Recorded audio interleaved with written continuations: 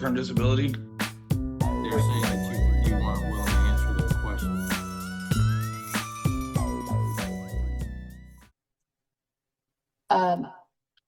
Okay, your testimony was that you don't trust Katrina Murray, correct? Correct. And do you think it's appropriate for you to be raising Katrina's children instead of Katrina? Appropriate? I don't understand the question. Okay. Did you ask for a temporary protective order and swear out that affidavit on October 8th and include her children as protected parties? Yes, I did. Okay.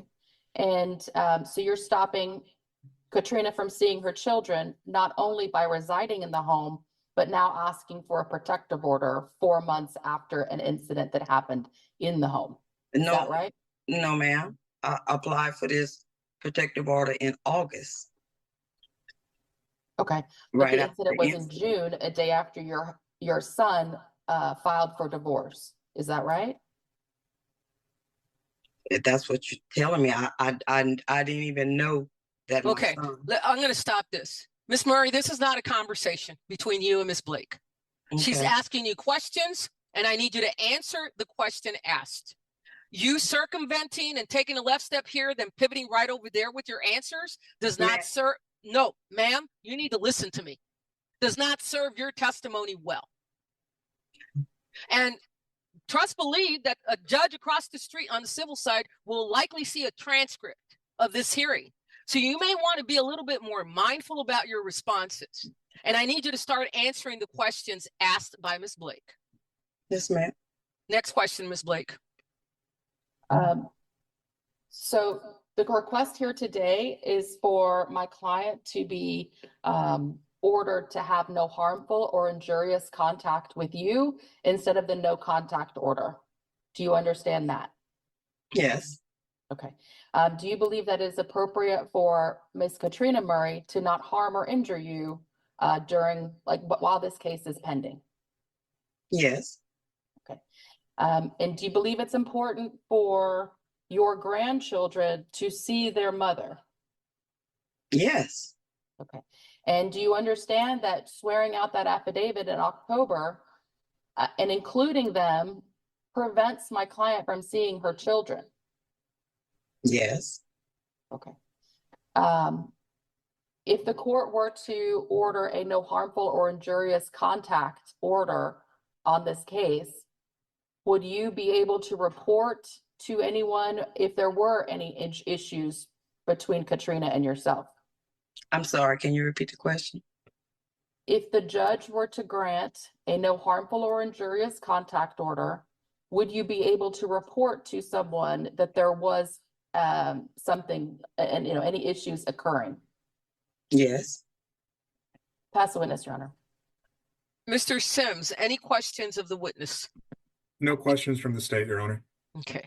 Now, Ms. Blake, you have access to court records. Do you know, if you know, were there any temporary orders issued pursuant to that petition for divorce that was filed by Mr. Murray back in June? There were no temporary orders in June, Judge. When I was hired in September on this case. Stop. The court reporter is unable to take a record. So we're going to pause. Yes, Your Honor. My computer turned off. I'm ready. You're ready? Okay. So read us the last record you typed. The last sentence. Now, Ms. Blake, you have access to court records. Do you know if you were? Okay. So if you could pick up, the question was whether she knew if there were any temporary orders issued. I did state back in June, but at any time, I'm amending that question to Ms. Blake, at any time pursuant to that petition for divorce. Yes, Your Honor. So in September, I was hired by Ms. Murray. I filed a petition or a motion for temporary orders. Those were heard. The default orders ordered my client to go back into the home. Miss Murray, Miss Veronica Murray, and her son Tremaine Murray were ordered to remove themselves. They did not do so. Then he hired Miss Whitley, Miss Deanna Whitley, who then filed to vacate those temporary orders. And so they have now been vacated. At the moment, we have an amicus attorney, Miss Lisa Duke, We have we're in the process of getting Kelly Bernstein on this case as a counselor, but that is the current status. My client has no visitations with her children. She cannot go to the home because Miss Murray is present in the home. Okay. And how old are the kids in question? How many kids? 4 kids, ranges from 3 to 14. Okay. Okay. Teenager, 15, 14, 1 year apart. All right. You may proceed, Ms. Blake. Your Honor, so at this point, we have no further testimony. Mhm. I would just have argument.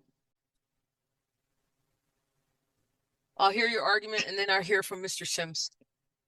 Your Honor, at this time, we would request the court amend the bond conditions of no contact with Miss Veronica Murray to a no harmful or injurious contact with Miss Veronica Murray. There is just to make sure the court is aware as well, she did swear out an affidavit in October for October 8th, which includes the children. And that there was an ex parte TRO that was signed. And unbeknownst to me, I did not find out about this until Mr. Sims sent me the information on it. That there is a court date next Tuesday in the monitoring court where the TROs are held, or the protective order docket is held.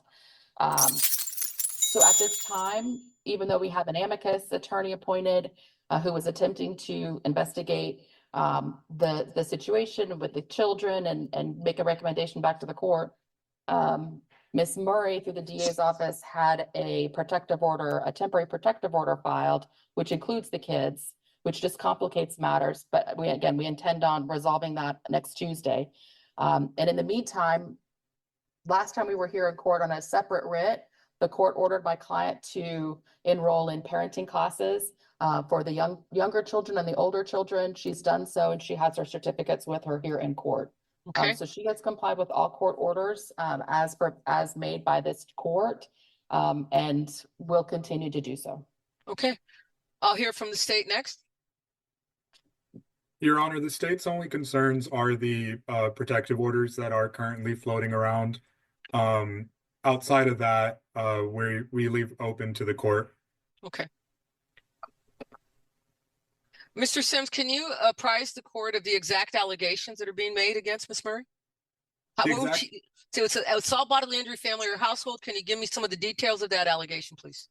Yes, Your Honor. On the date of incident, it is alleged that the defendant shoved the complaining witness, Veronica Murray, in the back, and that I believe there was some argument that ensued following that, and the police arrived after that. Okay. Here's the quandary, Ms. Blake. I only have jurisdiction over your client. And so, she's got a military career to think about. And I'm going to trust that she is a member of our military serving in good standing.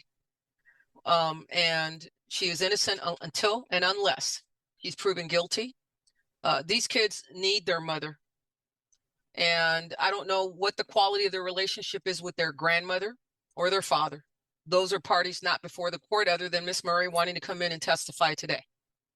And so I'm going to lift the no contact order. I'm going to grant the no harmful or injurious contact. How you can affect that on the civil side is going to be up to you. She has done what the court ordered her to do, which tells the court she is very much vested in returning to her parental status and parenting these kids. I did not hear anything from the state that she attempted to harm her children in this alleged altercation.